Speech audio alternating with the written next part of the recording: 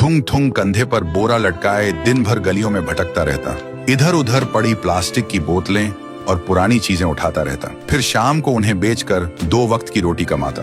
थुंग थुंग अपनी बीवी और बच्चे के साथ एक टूटी हुई झोपड़ी में रहता था।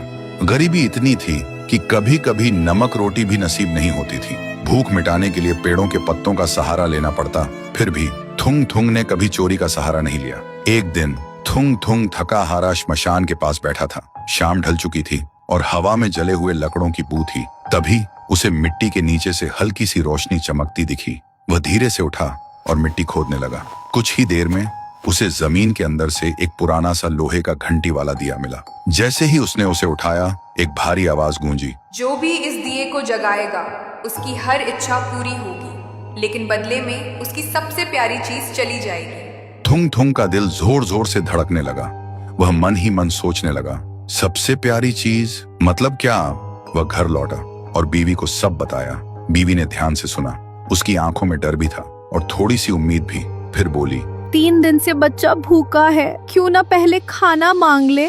थुंग थुंग ने कांपते हाथों से दिया जलाया और धीरे से बोला, हे दिए, मेरे भूखे बच्चे के लिए अनाज दे दो, बस पेट भर खाना दे दो। अचानक पूरी झोपड़ी अनाज और रोटियों से भर गई। बीवी खुशी से रो पड़ी। लेकिन उसी रात थुंग थुंग ने देखा उसका बच्चा चुपचाप कोने में बैठा है और उसे पहचान नहीं रहा। सुबह तक बेटा उसका नाम भूल चुका था। थुंग थुंग टूट गया, लेकिन घर में अनाज था और भूख खत्म हो चुकी थी। उसने खुद को समझाया, बाद में बच्चे का इलाज करवा लूंगा। फिर उसने सोचा, एक और बार इस्तेमाल कर लेता हूँ। इस बार उसने मांगा, हे दिए, पक्का मकान और दुकान दे दो। पलक झपकते ही टूटी झोपड़ी की जगह एक सुंदर पक्का घर बन गया और बगल में भरी हुई दुकान खड़ी थी। थुंग थुंग खुशी से बीवी के पास दौड़ा, लेकिन उसने देखा उसकी बीवी पत्थर की मूर्ति बन चुकी थी।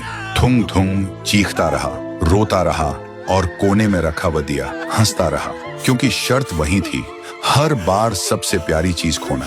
अब थुंग थुंग के पास बड़ा घर था, पर वह पूरी तरह अकेला पड़ गया था। वह रोते हुए पत्थर बनी बीवी को गले लगाकर बोला, मुझे ये अमीरी जिंदगी नहीं चाहिए।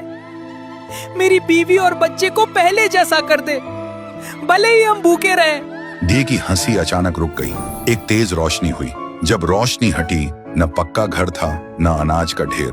फिर वही पुरानी टूटी हुई झोपड़ी थी, लेकिन सामने उसका बच्चा खेल रहा था और बीवी मुस्कुरा रही थी। थुंग थुंग ने सुकून की सांस ली और उस मनहूस दिए को वापस श्मशान ले जाकर मिट्टी में हमेशा हमेशा के लिए दफना दिया।